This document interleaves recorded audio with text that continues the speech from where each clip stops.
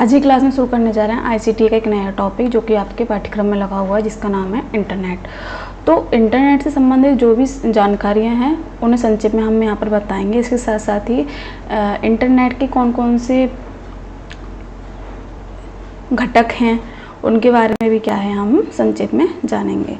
तो पहले जान लेते हैं कि इंटरनेट है क्या। तो इंटरनेट, इसका पूरा नाम इंटरनेशनल नेटवर्क है, जिसे वर्ष 1950 में विंटकर्फ ने शुरू किया। याद रखेंगे कि इसकी स्थापना किसने की, तो इसकी स्थापना सन 1950 में विंटकर्फ ने की। ठीक, जिन्हें इंटरनेट का पिता या जनक भी कहा जाता है। इंटरनेट नेटवर्कों का नेटवर्क है जिसमें लाखों निजी एवं सार्वजनिक लोकल से ग्लोबल स्कोप वाले नेटवर्क होते हैं। अब देखिए, इसमें बात क्या याद रखनी है आपको कि इंटरनेट का पूरा नाम क्या है, इंटरनेशनल नेटवर्क। ठीक है, इसकी स्थापना सन 1950 में किसके द्वारा की गई, विंटकर्फ के द्वारा। ठीक है, उसके बाद इंटरनेट जो है वो नेटवर्कों का नेटवर्क है। जब मैंने आपको नेटवर्क पढ़ाए थे तो उसमें मैंने local area network, metropolitan area network, world wide area network, है ना, तो PN, VPN जैसे नेटवर्क के बारे में बताया गया था। तो जो इंटरनेट है इसमें क्या है, ये नेटवर्कों का नेटवर्क है, यानी कि इसमें आपको निजी नेटवर्क भी देखने को मिल जाएंगे, सार्वजनिक नेटवर्क भी मिल जाएंगे, लोकल भी मिल जाएंगे, ग्लोबल भी। तो इसमें सब नेटवर्कों का क्या है, समाहित रूप हमें देखने को मिलता है। ठीक, इसके बाद देखिए हालांकि इंटरनेट पर बहुत कुछ लिखा हुआ है, लेकिन जो महत्वपूर्ण मुझे लगा वही मैंने यहाँ पर लिखा है। तो वर्ष 1969 में लॉस एंजलिस में यूनिवर्सिटी ऑफ कैलिफोर्निया तथा यूनिवर्सिटी ऑफ यूटा ने ARPANET, पहले इसका नाम आपके इंटरनेट का क्या था, ARPANET, यानी कि advance research projects agency network की शुरुआत की।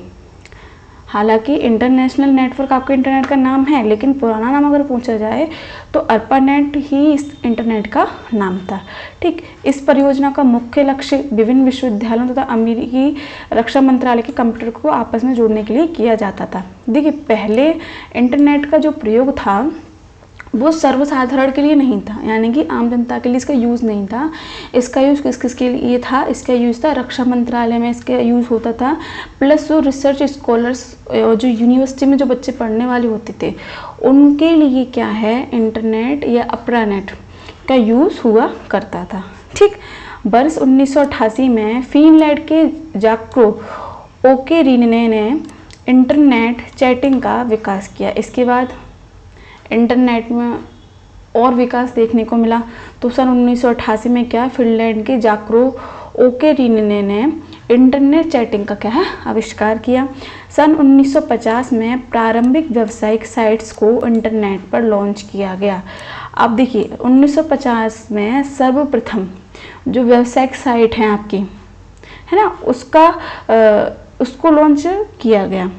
ठीक, वर्ष 2003 में न्यूजीलैंड में NIUE के द्वारा इंटरनेट में देशव्यापी वायरलेस एक्सेस प्रणाली का प्रयोग आरंभ किया गया। अब देखिए, सभी जगह इसका प्रयोग कब से होने लगा, वर्ष 2003 में। किसने किया, न्यूजीलैंड के NIUE द्वारा इंटरनेट में देशव्यापी वायरलेस एक्सेस प्रणाली का प्रयोग आरंभ किया गया। ठीक, इतना आपको समझ में आया होगा। परीक्षा के दृष्टिकोण से सब इतना ही पूछा जाता है कि इंटरनेट का जो आविष्कार है कब हुआ, किसने किया, इसका पहला नाम क्या था और किन यूनिवर्सिटीज़ ने इसको बनाया। तो 1950 में इसका आविष्कार हुआ, किसने किया, विंटकर्फ ने किया, यही इनके जनक हैं या इनके पिता कह लेना हम।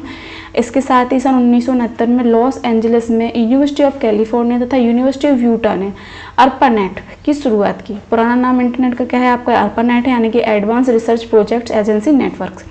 ठीक, उसके बाद शुरुआत में इसका प्रयोग रक्षा मंत्रालय और आपके रिसर्च स्कॉलर्स जो हुआ करते थे, है ना, यूनिवर्सिटीज़ में इसका प्रयोग किया जाता था।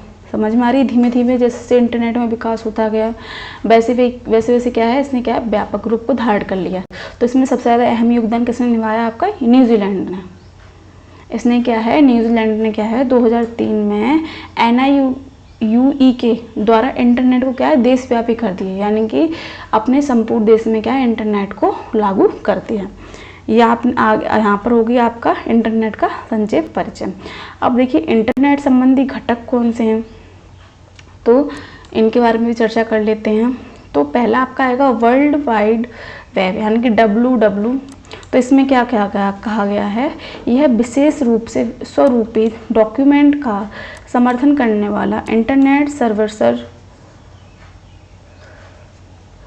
की एक प्रणाली है। यह टिम बर्नर्स-ली द्वारा 13 मार्च 1989 को प्रस्तुत किया गया था। सन याद रखेंगे कि वर्ल्ड वाइड वेब का आविष्कार कब हुआ, किसने किया, टिम बर्नर्स-ली ने किया, कब, 1989 में 13 मार्च को। ठीक है, तो देखिए इसके अंतर्गत जो WWW है, तो इसके अंतर्गत हमें कई वेबसाइट्स देखने को मिल जाती हैं, है ना।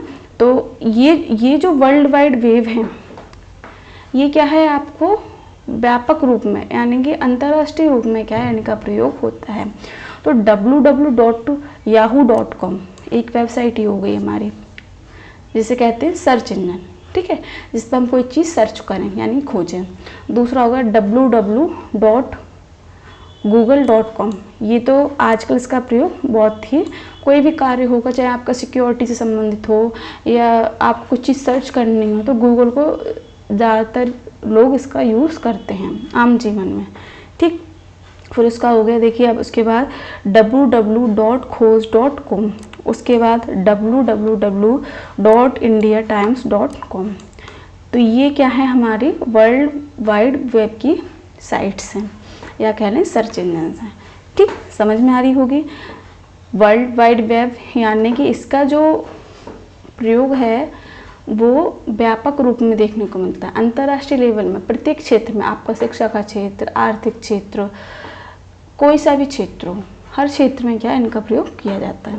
ठीक है, उसके बाद देखिए वेबसाइट क्या है, तो यह वेबसाइट वेब पेजों का संग्रह होता है जिसमें सभी वेब पेज हाइपरलिंक द्वारा एक दूसरे से जुड़े होते हैं। देखिए जब हम कोई वेबसाइट खोलते हैं तो हमें कई ऐसे सारे वेब पेज मिल जाते हैं, जैसे हमने कोई चीज़ खोजी, जैसे अगर हम UGC नेट के बारे में सर्च करना चाहते हैं तो UGC नेट से संबंधित कई वेब पेज हमें निकल के सामने आ जाएंगे।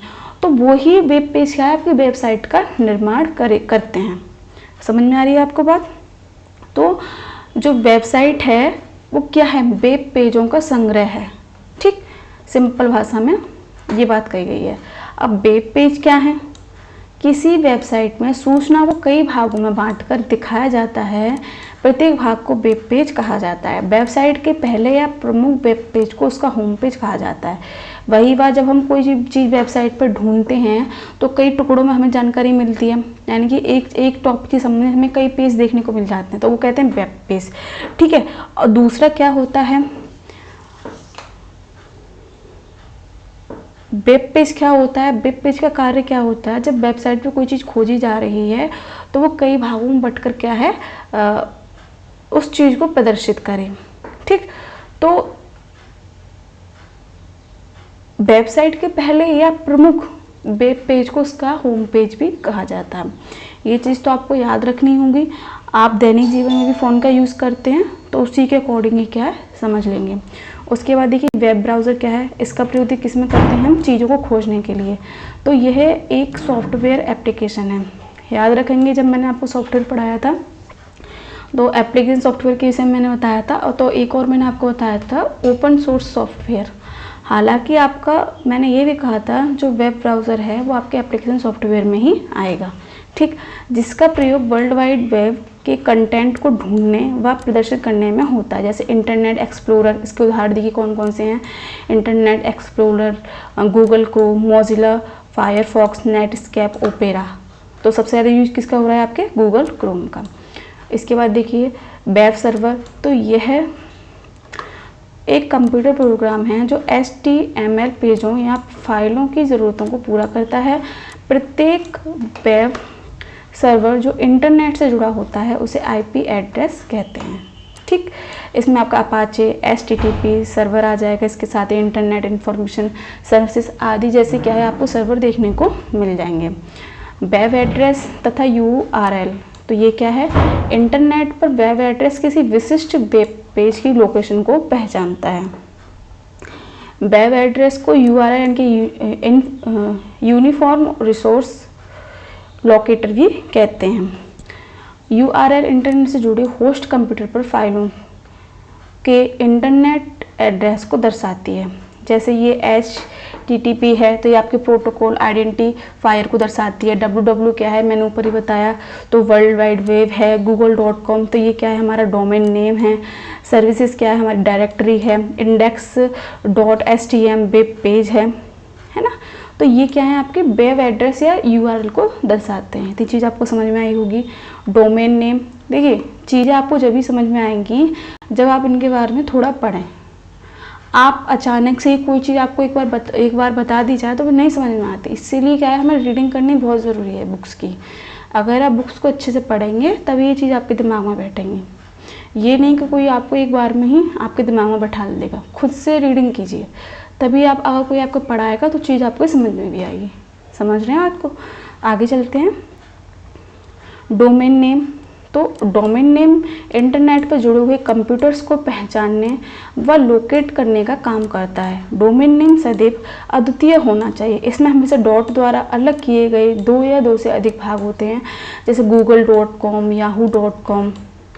ठीक, अब देखिए डोमेन नेम को हम कैसे पहचानें। जैसे हमें हमारा कोई एजुकेशन के संबंध में कोई कार्य है तो हम कैसे पहचानते हैं कि हमारी एजुकेशन संबंधी ये वेबसाइट है, कि हमारी आपकी मिलिट्री संस्थान जो होते हैं तो उसमें जो फॉर्म्स भरे जाते हैं तो हमें कैसे पता चलता है कि इस वेबसाइट से ही ये सारी चीज़ें खुलेंगी और इस पर हमारा क्या है, फॉर्म पढ़ेंगे।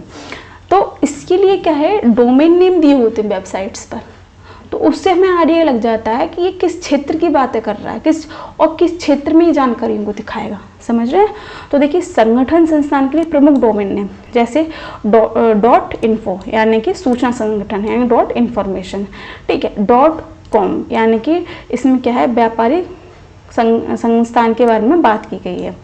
.education तो शैक्षिक संस्थान, एजुकेशन से तात्पर्य क्या है, शिक्षा। ठीक। .mil यानी कि मिलिट्री संस्थान से। ठीक है। .net यानी कि नेटवर्क के बारे में बात कही गई है। ऑर्गेनाइजेशन .org यानी कि गैर लाभकारी संगठन के बारे में। ये तो हो गए हमारे संगठन संस्थान। अब देखिए हमें कैसे पता चलता है कि किसी देश के बारे में कोई ऑफिशियल वेबसाइट है, तो इसमें भी देखिए प्रत्येक देश की क्या है, अपनी एक ऑफिशियल वेबसाइट होती है। जैसे .in यानी कि इंडिया, .au यानी कि ऑस्ट्रेलिया, .fr यानी कि फ्रांस, .nz यानी कि न्यूजीलैंड। तो ये क्या है, हमारे डोमेन नेम है, जिनसे क्या हमें ये पता चल जाता है कि किस क्षेत्र में क्या है हमें जानकारी प्राप्त होगी और किस क्षेत्र के विषय में हम क्या टाइप करें कि उस क्षेत्र के विषय में जानकारी प्राप्त हो जाए। अगर हम एजुकेशन से संबंधित कोई वेबसाइट खोलेंगे तो उस पर क्या लिखा आएगा, .education, तो वो चीज़ इसमें कही है। ठीक है। तो ये डोमेन नेम है। ब्लॉग्स देखिए, तो यह वेब पेज या वेबसाइट होती है जिसमें किसी व्यक्ति विशेष की राय, सलाह, दूसरी साइटों के लिंक नियमित रूप से रिकॉर्ड होते हैं।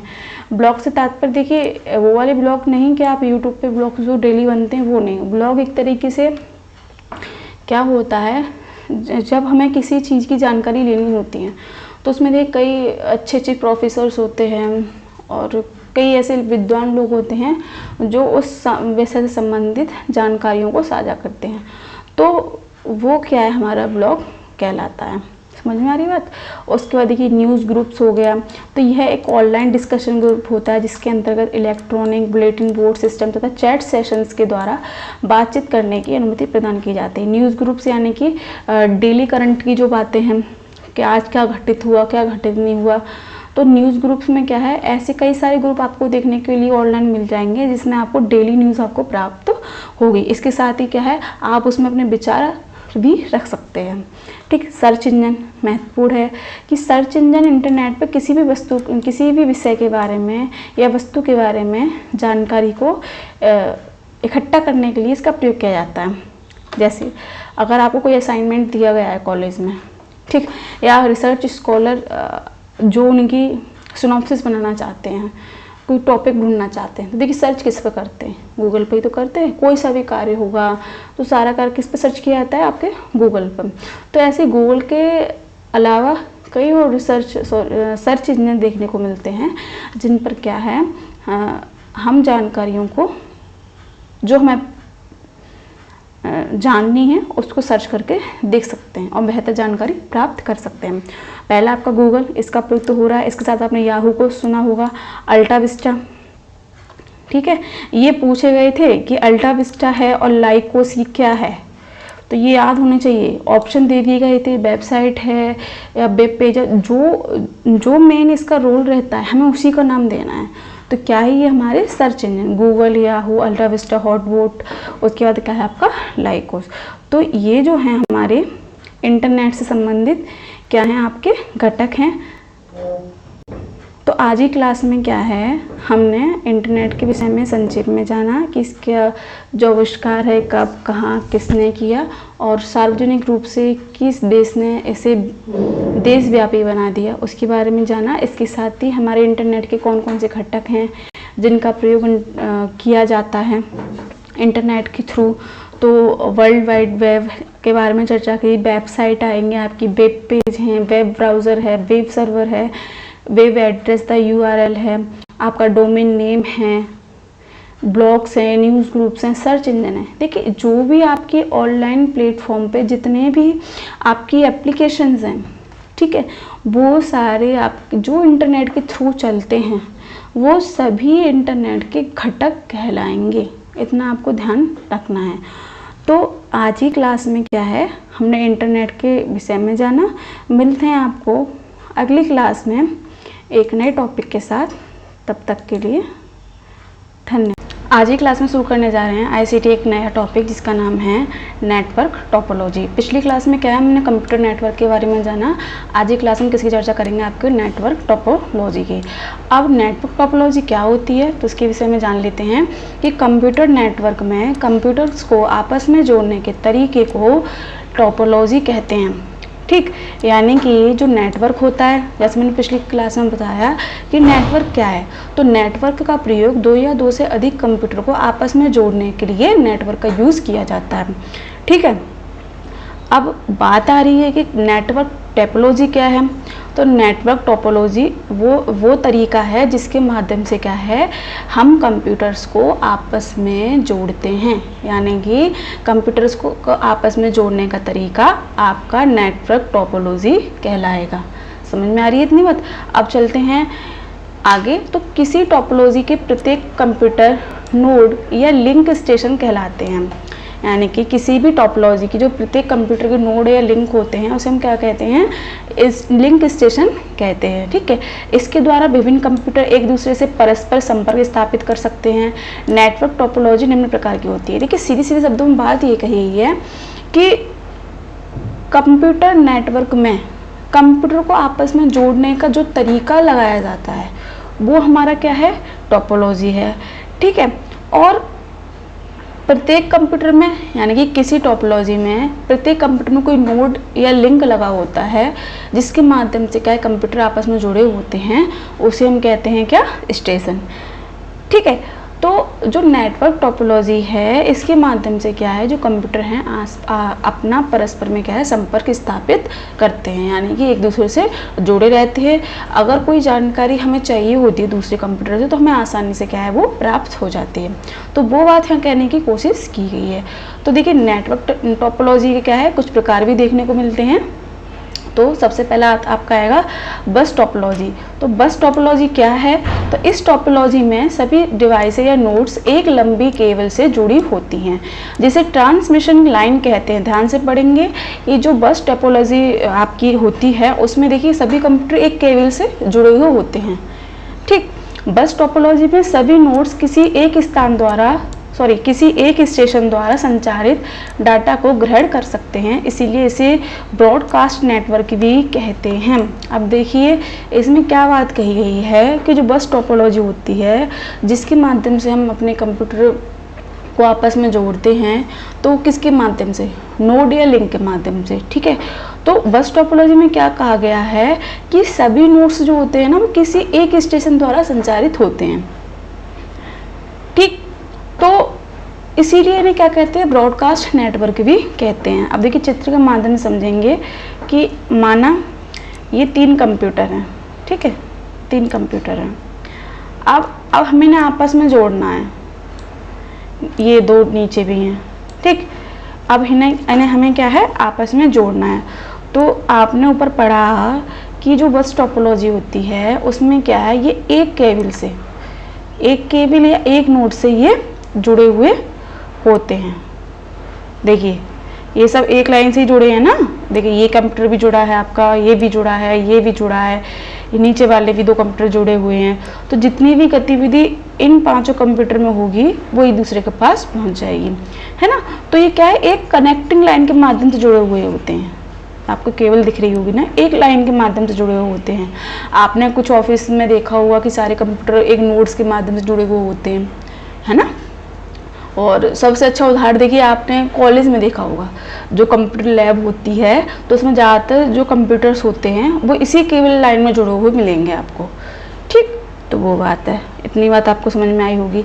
अब चलते हैं अपनी एक और नई टोपोलॉजी की तरफ, तो स्टार टोपोलॉजी। तो देखिए इस टोपोलॉजी में क्या होता है कि इसके अंतर्गत एक होस्ट कंप्यूटर होता है जिसमें विभिन्न नोड को सीधे जोड़ा जाता है। यह होस्ट कंप्यूटर हब कहलाता है। अब देखिए सीधी सीधी बात इसमें ये है कि जो आपकी स्टार टोपोलॉजी है उसमें क्या है, जो कंप्यूटर हैं वो एक हब के माध्यम से जुड़े हुए होते हैं, ठीक। एक हब के माध्यम से जुड़े हुए होते हैं। तो एक हब के माध्यम से क्या है, कई सारे नोड्स या कंप्यूटर इसमें जुड़े हुए होते हैं। जैसे ये हब है, याद रखेंगे इसे हब या होस्ट भी कहते हैं। तो इसके माध्यम से पहला कंप्यूटर जुड़ा, दूसरा जुड़ा, तीसरा जुड़ा, चौथा जुड़ा और 5वां जुड़ा। तो ये नोड, इसीलिए इसमें देखिए क्या कहा गया है, विभिन्न नोड, यानी कि प्रत्येक कंप्यूटर का एक नोड होता है ना, तो विभिन्न नोड क्या है, आपके हब से जुड़े हुए रहते हैं। तो ये आपस में जुड़े हैं, तो इनकी संरचना कैसी हो रही है, स्टार की भांति। इनकी संरचना कैसी हो रही है, स्टार की भांति। तो इसे क्या कहेंगे, स्टार टोपोलॉजी। सीधी सी बात है कि स्टार टोपोलॉजी में हब के माध्यम से क्या है, आपके विभिन्न कंप्यूटर्स जुड़े हुए होते हैं, ठीक। इतनी बात समझ में आई।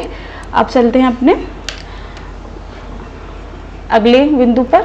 तो अपना अगला आ रहा है रिंग टोपोलॉजी। अब देखिए रिंग टोपोलॉजी क्या है, तो इस टोपोलॉजी में सभी कंप्यूटर एक गोलाकार आकृति के रूप में केबल द्वारा जुड़े हुए होते हैं, ठीक है।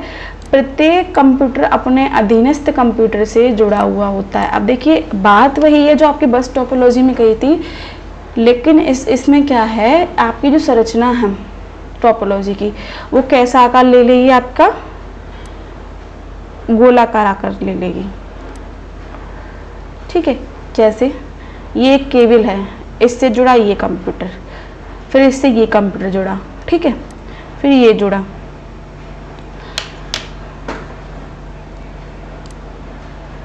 ठीक।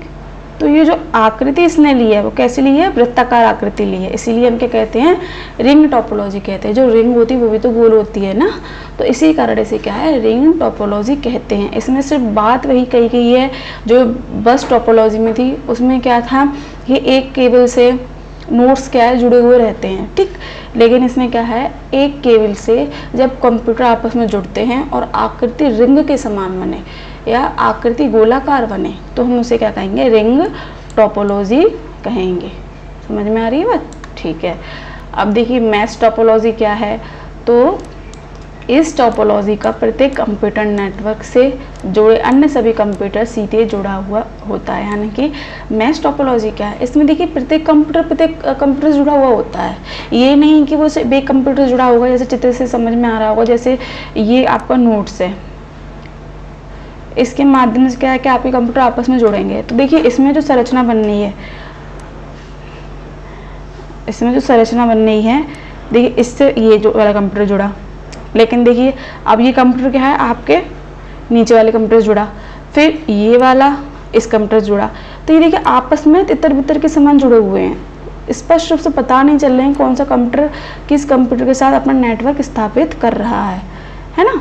तो प्रत्येक कंप्यूटर का एक दूसरे के साथ क्या है, अपना नेटवर्क होता है, उसे कहते हैं मैश टोपोलॉजी। समझ में आ रही होगी आपको बात, ठीक है। अब देखिए हमारी अंतिम टोपोलॉजी आ रही है आपकी ट्री टोपोलॉजी। अब देखिए ट्री टोपोलॉजी क्या है, तो इस टोपोलॉजी में क्या होता है जो नोड होते हैं वो एक नोड दूसरी नोड से, दूसरी नोड तीसरी नोड से और तीसरी नोड चौथी नोड से क्या है अपना संपर्क साधती हैं। तो ये संरचना बनती कैसे है? ट्री की समान संरचना बनती है। जैसे जो आपका पेड़ होता है तो उसकी जो शाखाएं हों तो उसी की समान रचना बनती है। हालांकि चित्र में इतना स्पष्ट दिखाई नहीं दे रहा है, फिर भी कोशिश की गई है। जैसे मान लीजिए ये आपका कंप्यूटर है, ठीक है। अब इसका नेटवर्क, अब इसका जो नेटवर्क है वो आपके इस कंप्यूटर से है, ठीक है। अब इसका कंप्यूटर एक शाखा यहाँ निकल गई इसकी, फिर इसका नेटवर्क इस कंप्यूटर से सजा, फिर इसका एक कंप्यूटर यहाँ मान लें, ठीक है, ये हो गया। फिर इसके नेटवर्क यहाँ सदा, फिर यहाँ सदा। तो देखिए संरचना क्या है, एक पेड़ की शाखा की तरह है जिसमें एक कंप्यूटर से क्या है आपके 2-3 कंप्यूटर नेटवर्क जुड़े हुए होते हैं। यानी कि आपके एक कंप्यूटर जैसे ये शाखा है, ठीक है, तो ये हो गया। फिर पेड़ की भांति, तो ये चीज़ समझ में आपको आ रही होगी। तो ट्री टोपोलॉजी में क्या होता है, जब इसमें एक नोड दूसरी नोड से, दूसरी नोड तीसरी नोड से, तीसरी नोड चौथी नोड से शाखा के रूप में जुड़ जाती हैं और एक ट्री का निर्माण करती हैं, तो उसे हम क्या कहते हैं, ट्री टोपोलॉजी कहते हैं, ठीक। तो आज की क्लास में क्या है, हमने नेटवर्क टोपोलॉजी के विषय में जाना। तो सीधे शब्दों में देखिए नेटवर्क टोपोलॉजी क्या है, कंप्यूटर नेटवर्क को आपस में जोड़ने के तरीके को क्या कहते हैं, टोपोलॉजी कहते हैं। इसके मैंने आपको प्रकार बताए, बस टोपोलॉजी। तो बस टोपोलॉजी के अंतर्गत क्या होता है, कंप्यूटर के जो नोड्स होते हैं वो आपके एक केबल से जुड़े हुए होते हैं, ठीक, तो इसे बस टोपोलॉजी कहते हैं। दूसरा आपका स्टार टोपोलॉजी, इसमें जो कंप्यूटर नेटवर्क होते हैं वो क्या है, एक हब के माध्यम से जुड़े हुए होते हैं और आकृति कैसी बनती है, स्टार की तरह। समझ में आ रही है बात। इसके बाद देखिए रिंग टोपोलॉजी, तो इसमें क्या होता है, जो कंप्यूटर होते हैं जुड़े तो एक लाइन से ही जुड़े रहते हैं, एक केबल से जुड़े रहते हैं, पर आकृति इनकी क्या बनती है, वृत्ताकार। तो इसीलिए क्या कहते हैं, इसे रिंग टोपोलॉजी कहते हैं। मैश टोपोलॉजी इसलिए कहते हैं कि इसमें प्रत्येक कंप्यूटर नेटवर्क से जुड़े अन्य सभी कंप्यूटर सीधे जुड़े जो कंप्यूटर नेटवर्क होता है जुड़ा होता है। यानी कि जो इसका देखिए ये जो नेटवर्क है, ये जो नोड है, इसमें देखिए प्रत्येक कंप्यूटर जुड़ा है। तो अब ये कंप्यूटर्स के नेटवर्क भी एक दूसरे से जुड़े हुए हैं। तो इसमें क्या है, आपका प्रत्येक कंप्यूटर जो है एक दूसरे से क्या है, संपर्क स्थापित करता है, ठीक है। इसमें पता नहीं चल पाता कौन सा नेटवर्क किससे जुड़ा हुआ है और कौन सा किससे, ठीक। ये हो गया आपका मैश टोपोलॉजी। ट्री टोपोलॉजी में क्या है कि इसमें क्या होता है, इस टोपोलॉजी में क्या होता है, जो नोड्स होते हैं कंप्यूटर की, तो जिस नोड्स के माध्यम से कंप्यूटर आपस में जुड़ते हैं, तो इसमें देखिए पहला नोड तीसरे से, तीसरा दूसरे से, दूसरा चौथे से, चौथा पांचवें से, तो ये क्या है, शाखा का निर्माण करते हैं। इसीलिए क्या है, इन्हें हम कहते हैं ट्री टोपोलॉजी। तो आज की क्लास में क्या है, हमने आपको नेटवर्क टोपोलॉजी के विषय में बताया। जो परीक्षा के दृष्टिकोण से महत्वपूर्ण है संक्षेप में बताने का प्रयास किया गया है। ऐसे ही मिलते हैं आपको अगली क्लास में एक ICT के नए टॉपिक के साथ। तब तक के लिए धन्यवाद।